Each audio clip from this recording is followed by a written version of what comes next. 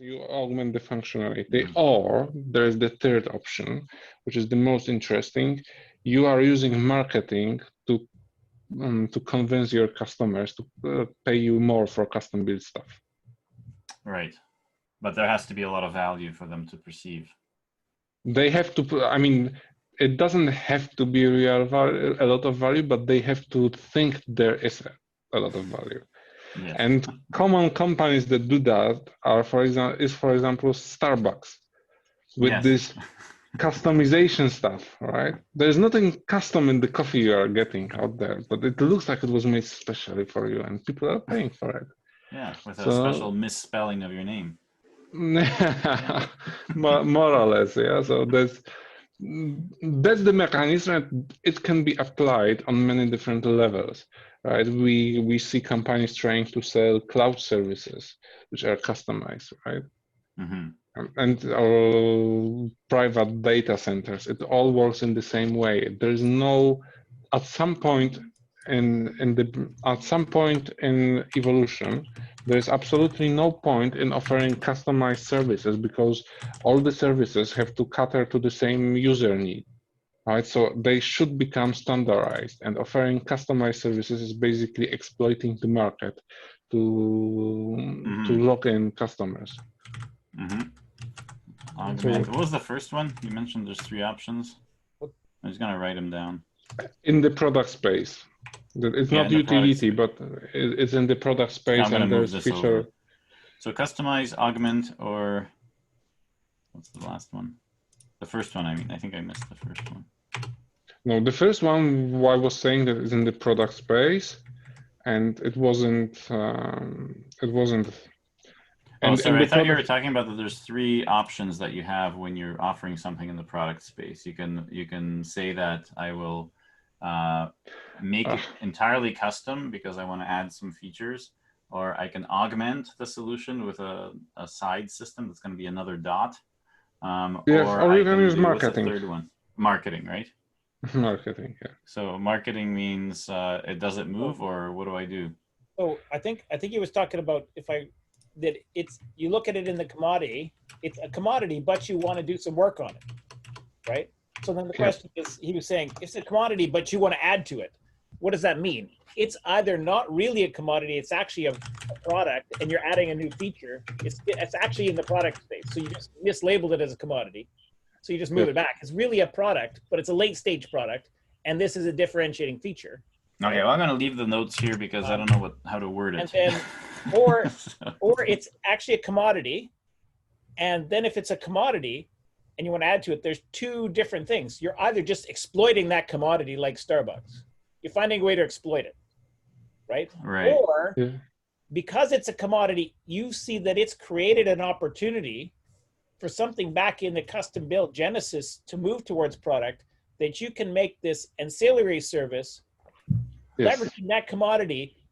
Because that commodity exists, now I can do this added value thing and move that from custom built towards product and create this new opportunity in the market. So that's right. Really, the evolution space is really, you take something commodity, it's created an opportunity for evolution related to it. Well, that's usually built up on commodities, right? So you put together these commodities to make something different, because those things now are cheap enough to do experiments with and make products with. So that's why, it's usually might be a Genesis idea that actually needs some things that are already commodities. Yeah, exactly. So that's the 3 options. All right. Fair enough. Good. Let's keep going. Do we want to just move up the chain now? So then Chris? Yeah, sure. Recording target manager. So let's review what we talked about last time. The recording of the target manager is really about a project map or a budget for for the work. So basically, as a consulting company, you should be able to say, I'm going to be working on this for the next 2 months, and I'm going to deliver this with this kind of budget and expenditure to the client every week. right? So that's the recording target manager, which is really, you know, which needs client management, but it's a separate thing. Does this, is this clear for you, Chris? I don't know. It sounds clear, but I cannot really say I understand it. Yes, exactly. So So it's just, let's. But I don't have to understand it. The point here is not to make me familiar with the system. The point is to create a map. So it's up to you to have a discussion where it should be positioned. What do you guys think about recording target manager from the last time? Who has a good enough memory to remember what happened on Tuesday? Anyone? Chris mentioned this quite quickly. I think it was done towards the end of the session. The other Chris. So I'm gonna keep it in really here. familiar with what that did. It was, I believe it was. Because there was something that we talked about where I want about scheduling workers, I think. Yeah, I want to ensure that you don't go over your 80 hours and all that kind of stuff. Is that what we're I think it was who gets to work on what, so that you can say that, I think it's a little bit forward looking in terms of being able to have a plan of who's going to be working on the project. I think that's the part that's gluing client management, which was adding a client and then scheduling you know, who's going to be on the team. Right. So basically this is where, like, what charge codes can you build to? Like, I think it might be the charge codes. Yeah, that sounds familiar. That's the kind of thing is where it's like, okay, wait a minute. If you're going to be able to record time, what can this consultant record time against? Yeah. Right? Yeah, this one is definitely custom, which I think we want to move to a product or use a product later. So I'm gonna do that. I mean, in the industry, is that custom? Or is that pretty standard to add your charge codes? I think it's custom because especially in consulting areas, there's a lot of consultants that have to think, you know, consulting companies have to be quick on their feet to ramp up a team to do something. Consulting companies often are kind of the last recourse for a company because they have an objective, they had a board meeting, and they just know that they are not going to be able to hire enough workers to get this done in the next quarter. So they're going to bite the bullet and they're going to come out with a decision from the board saying that I don't care if it's going to cost us double. We need to have this out in the market in time to have enough sales to do a projection by the time the next quarter rolls around, or we're dead. That's usually when, you know, the commodity, like, you know, consultancies, not consultancies, but contracting, subcontracting companies come into play. It's like we have a bench, they charge a lot of money. A lot of times if they have employees, that has to float those people to do, you know, in-house development to keep them busy, or they have some sort of a structure where they can go part-time or get laid off. But they really have a bench for those situations when people are in danger, right? For us, it's a little different. We have a bench that's waiting for free because they want to work on event sourcing. And if someone does come in, we can snap our fingers, and all of a sudden we have 100 people working on a project. And because we're working on slices, we don't have that problem. But for the traditional company, you need that ability to say who's going to be working on what, and why you're assigning someone. Yeah. So I think that's part of it. But I think it is. So back to your question, Rick, it is custom because the fact that it's so, you know, it's literally, do you have time for lunch? Because I have this problem, and the salesperson from a consultancy says, all right, guys, I just finished lunch. We have an hour to, like, find those 5 people, and no, you know, it's literally phone calls. Right. There's not even time to admin that. So I would keep it in custom, simply because that's kind of where it needs to be for now. If there is kind of you know, Fiverr and all of those types of automations happening in the product space, that may become more mature, that you can actually base your consulting business, or sorry, contracting business off of. Yeah, maybe some already do, but I don't think it's a standard thing to use a productized thing like Fiverr for that.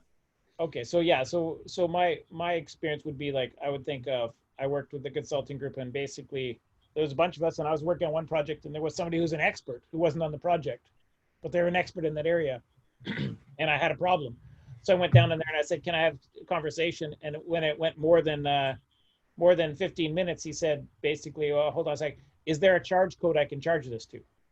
Right? Mm-hmm. Mm-hmm. You know, so that basically so that constantly so that means that basically somewhere between custom built and product, there's a system for charge codes is the mentality.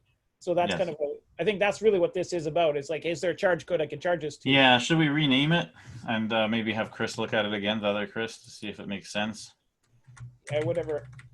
You can rename it to something that makes sense to you because it's. I think that's no. You know what? I'll keep it because I now understand recording target really is what you just said, Rick. Like, do I have a charge Put code? bracket charge code right on it, and then people, oh yeah, charge codes and stuff like that.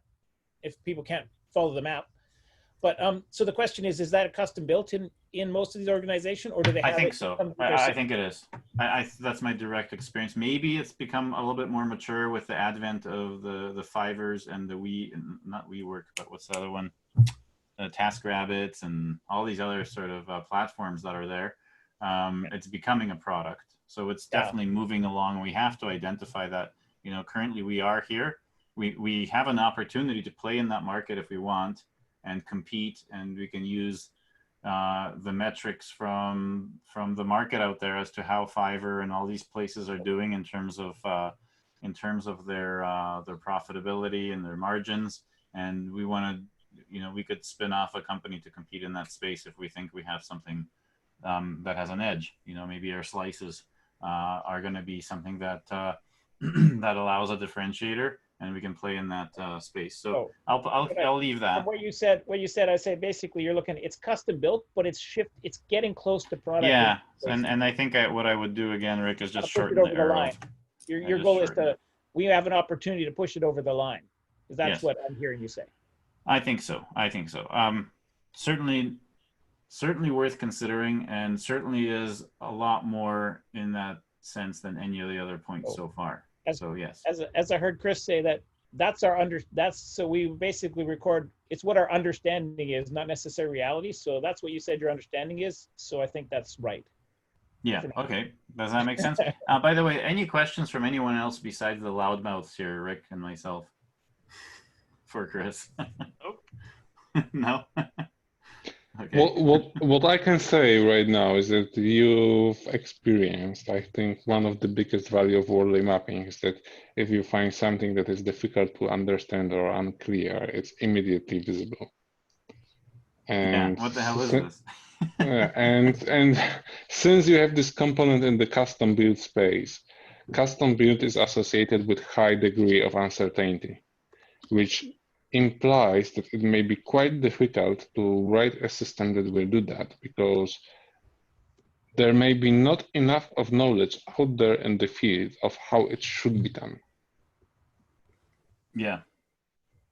No, it's true. It's starting to. I think in this case, we can say that we're looking at, well, one thing that struck me as interesting, when I used Fiverr for the first time, it was literally just to see, hey, I'll just play around with this and maybe I'll get someone to, you know, build one of my websites for cheap. But as I kept getting, you know, prompted back for other tasks as well, maybe some automation I had to get done, just small little bespoke pieces of work, I noticed that they offered to someone that's buying it to actually organize their consultancy within Fiverr. So you could have you could have people in your company also be managed within Fiverr so that they could outsource certain pieces, however would fall under the umbrella of your company, and your company would pay for that, but you have people you could delegate to go and find different things to be done for cheaper. So I see it as starting definitely in the last couple of years. It's definitely different than a decade ago for sure. It was entirely, you know, that was way further over on the left, where now you can make you could honestly have a business. It's starting to be a place where you could have a business entirely run on Fiverr, where you just plunk in people and you do your marketing and other stuff, but the whole chain of getting paid and submitting work and approving work is done by Fiverr. So I think it'll, our edge is the fixed price way of talking about it. Fiverr already provides the billing and all of that for it, which is an interesting thing to talk about. That you could, use these standard systems and commodities and products to really have very few custom things on the left in your Wardley map. Mm-hmm. Sounds good. So what about yeah? Go ahead. Yeah. No, I wanted to ask, what about recording time delivery and time delivery tracking? Okay, so we had a differentiator for this because the recording has to be something stupid and simple. And we wanted to say that it should be really independent of what you use to record your time as much as possible, but also provide a default web page on our site to say, I worked 5 hours on this today. So, it's separating the input of what I'm doing and the time delivery tracking was really about, we already mentioned some of this by mistake, I think, when we're talking about the target manager charge codes, was to see if you have overtime and,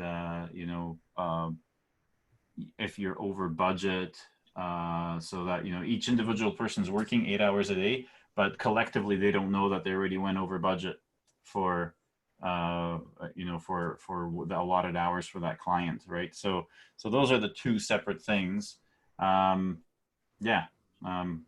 Just to clarify, because we did have a discussion about time delivery tracking, time/delivery tracking versus recording the time and recording it. They're two separate concerns in our eyes at this point anyway, at least for the sake of this exercise. Mm-hmm. And how would you put them? How would you classify them? Well, I think most of this stuff, first of all, I don't think we have anything that's an experiment because there's nothing novel about this whole thing. So I think everything moves over to the right. That's just my stab at it. So we definitely want to, move it over at least here. So we can kind of look at it starting here. This, I think, who moved this? Rick, right? I agree with it kind of sitting on the edge. I didn't move the dot. I just changed the label. Okay, the dot's kind of at an interesting spot because I mentioned a lot of things, like giving a lot of options for the user to use a lot of commodities, but it's kind of novel, the fact that you can use a lot of these commodities to do this. So does it belong here or does it belong all the way to the right? Because it's a collection of commodities that we want. Well, so today, do people use spreadsheets and stuff for that, or do they just use? They could. I don't want people to not use spreadsheets. Right. If that's what they're comfortable with, if you come and work for me, I don't want you to learn. I want you to be effective as fast as possible. I don't want you to trip up because you don't like my system. And my system might be good for 80% of the people, and that's a really good success rate. But are the 20% going to give me the headaches because they didn't provide a way to input through a spreadsheet, right? So that's the question here, is the convenience to the user. And just for your background, Chris, we had this at the top at the beginning, that it is a need for the contractor to be able to enter in their time. So is that does it belong up there again, or do we have these higher order circles at the top? Because as a contractor, I need to use, I need to put in my time. Do we? So yeah, go on, Rick. So what I will point out is when we started the Wardley map last time, we looked at that. There were 3 types of users, right? There was the contractors, there was the consultant agency that would implement the system, and there was the clients, right? And what we chose through Chris's negotiation was, which one's the customer? The one that will buy this system, put in this system, and we're only going to map the customer and what their needs are for this Wardley map. So that's the decision we made, right or wrong. Yeah, And so no, that's those right. people entering the time aren't so the customer needs it to be done, but the visibility for them is not, that's not the thing I need to do daily that's in my face. I just need it to accomplish. So that's kind of where it's flipped on this, is Yeah. the customer's view only. That's correct. Yeah. That's So the exactly the question discussion is, we had. the So who is question this product for from was the Chris, I'd like to important ask, question. did we do that correctly, or should we put those other users on here? Okay, so so this is the answer can be very long here. So what you have done is you have taken the shortest and potentially the best route. You are looking at your environment, you are asking yourself a question, who pays you money? And then you are asking yourself, what can you do to make that person to pay you money? And that's basically the system that addresses those for user needs. Of course, there are different types of users, and sometimes it may be worth to put them on a map if they deliver particularly rare skills or they are difficult to acquire or tame or whatever, right? Because if, for example, if you are dealing with regulators in a financial space, then you have to put regulator on the map and the needs of the regulator, because if you miss your reporting or notifications, you can go out of business pretty quickly, right? And not as a business, but as a person. They will basically give you a ticket and you are gone from the management, right? So this is the point, this is the situation where it would be wise to add more than one customer type to the map. But in this particular case, I don't think it's necessary. What I wanted to show you is how I deal with the situation where you have recording time and delivery, which requires many different inputs, which can vary from using Excel spreadsheet to using, let's say, system like time tracking system like a toggle or something similar. We basically draw a large square, a large rectangle, which shows that recording time requires inputs which fall into the range between custom build and utility space. And there will be probably some integration work to be done with many different systems in this space. Perfect. That looks awesome. Right. And then that sounds cool. But is this a specific add-on that you did, or is it a standard Wardley map practice? So it says, okay, so it's very difficult to talk about standard in Wardley mapping, right? Simon actually does it, but okay, you will not find it very often because it requires a specific situation where it's worth putting it on a map. So as long as that's what people, well, my main concern is that obviously when people look at this and say, well, is this what everyone else is getting taught? And if you're teaching it and Simon is teaching it, then it's fine. But I just want to identify things, because we do that also with event models, because we get into some topics like this here where we put the SLA on top, and that's not something that you would do almost immediately, but you would do with your architects to show how fast the system is, or it won't work in certain places, as well as overlays for time tracking. That's still up in the air. We do it, but it's not part of the core. So I sense that this is kind of not at the core of the understanding, but is extremely helpful. You could probably do it with just dots and needs, but it wouldn't get organized in people's minds as readily. Yep. So same idea, I guess. Just extra things that aren't as documented. Yeah. They're not as documented yet, but they will be probably, right? So in the future. All right, Chris. So so you put the inputs span that, right? And now when we look at, now that you've got the inputs down, we show those inputs span. Now let's look at where recording time delivery entry sits. Does that change where the dot sits on left to right? Now that we have. And do we actually put these things in here? Yes. Yes, it does change because recording time, okay, recording time and delivery for me is probably a very standard thing. Yes. All right, so I can imagine So that would it actually company, be on the other side? and maybe not that far, but in the product space, definitely. I don't think there is a standard approach to all corporations, Right. but corporations It's a use standard various, need though, isn't it? So, the need is standard, the solution is not. So okay. there's tons of products. You just pick your product, use one, is really what you're Yep, saying. The products are all, I would say the products out there are mostly mature, right? could be, yep, You know, so I would put it late on the product stuff. yep. It's not a commodity, but it's late on the product scale. It's like pick any one of these mature products and use it, right? Yes, but those products goes into the inputs Yes. pipeline. And what you are talking about the integration because the component recording time and delivery, So would it be custom? no, I would say so. so Oh, we okay. have to So make, it is actually correct. so we have to make a custom integration.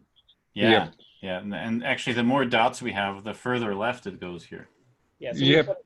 we would put it to the left of the leftmost Yeah. dot. But the essentially. interesting observation here is that that the more dots you have the inputs. Let's say we're going to have, you know, remember I put this on just to give you some background. Here's the you know, the nerd doing stuff on the command line, right? That's very like custom. That integration is very custom, but we have this thing, this person's tracking from the command line. So that's very non-standard. That's very far left. And if we have spreadsheets and our custom solution as well, right? So we might have two custom solutions. We might have a web one and a very custom command line one. And then we have Excel. And then I don't know what's a commodity here, probably a phone call. Well, Someone calling in saying, I worked 8 hours today. Calls the secretary. I don't know. Yeah, I think the key is there's no standard API where like if you use any one of these products, we would just link to that API. That doesn't. Well, the pen and paper is standard API for many thousands of years. So Well, I would say that there is a commodity here. Getting it into our system, right? Yeah, You know, I know. if I give pen and paper, then I have to have a custom translator. But it is a solution. Right. Like it is a solution. It is something that is actively part of the solution. Is me writing down that, yeah, I was at Walmart today doing this, and I take a picture of it. I take a picture of it with my phone and send it in, or I just drop it on the desk of the secretary on the way out. Right. So we can argue that there are some pretty commodity things in time tracking because people got paid for their time for thousands of years. Absolutely. If I may interrupt, Wardley mapping or Wardley maps in general, they comply to the Pareto principle, and getting them done in 20% delivers 80% of value. And arguing about stuff or discussing stuff to get details right isn't usually the best use of the time. Okay. All right. So what I advocate always is to do a time box exercise where we designate an hour or 2 hours for the mapping exercise and get as many things done as possible, starting from the most important ones. Cool. All right. So let's dive in. So we think this is good enough, is what you're saying. Let's move on. Yes. Yes. Okay. It's a dead horse. We beat it to death. Okay. Next, time tracking, delivery and time tracking. That's, I think, would be, again, one of these things that we are probably on the edge here. And we have an, oops, I dragged the wrong thing, sorry. That's my stab at it. And I think what I'm going to do is just copy this arrow because I think we can, if we have the opportunity, move that over to a product. I don't know if that's correct. Neither do I, but it looks okay. Okay, good. So time validation. I would say that's still in the same, I think it's good where it is. Fine. It definitely has opportunity as well. How important is it to have an arrow for each of these opportunities? I don't know. I don't know the market. I don't know the size. What you are basically showing is that there are components which are in the custom build space, and they have potential for being industrialized or being made more mature or receiving better support. Now, each of those lines represents an opportunity, and after the map is complete, what is usually quite a useful exercise is to think about how the solution may look like in the product space or in the utility space, and how much value it will constitute to customers. Right. Whether so anyone else want to chime in on this time validation? I'm going to leave it as it is. So what I'm hearing and my understanding of what is you use those red arrows sparingly, is what I'm going to say. You use them for the things we are looking at moving this way. If you put everything that has a potential, everything has a potential to move to the right. It's no use marking that, it just does. The question is, what do we think there's value in moving to the right? What do we that's right. I agree with you, Rick. And so the question is, now my question is, for those arrows, you say we perceive, just leave it. It's not worth moving to the right. You might say for time validation, or you say there's value for us in spending good effort moving that to the right, strategic value. That's really the question. Yeah, I'm just going to leave it for now, and maybe we can have a rule as a group is that we're going to only look at 2 of these possibilities and eliminate the non-interesting arrows later. Okay, so I think because the goal is we can walk through, get everything located, and then walk through and say, here's the 3 areas. Once we have the as is, then we say, where's our best opportunities to move, instead of putting them as we go. I think I like putting them as you go because I don't want to have to review all of them again. Okay. What do you say, Chris? I would like to hear what your recommendation. Both approaches are correct. Oh, that's not the answer we're looking for. We really want to have a declaration of the champion of this argument. Anyway, no way. The preference, great. And the reason I'm just going to say the reason my preference is just, I don't care. We'll do it your way. I'm happy. Is that once you lay out the as is, you see the tensions. The tensions stand out, and you say that's the best tension. So and then you get a decision. So that's really why I would go that way. No other reason. Okay. Well, we can do another one later for another product, and let's just do it your way. Go. Okay, next. Let's get through it. Invoice line item generator.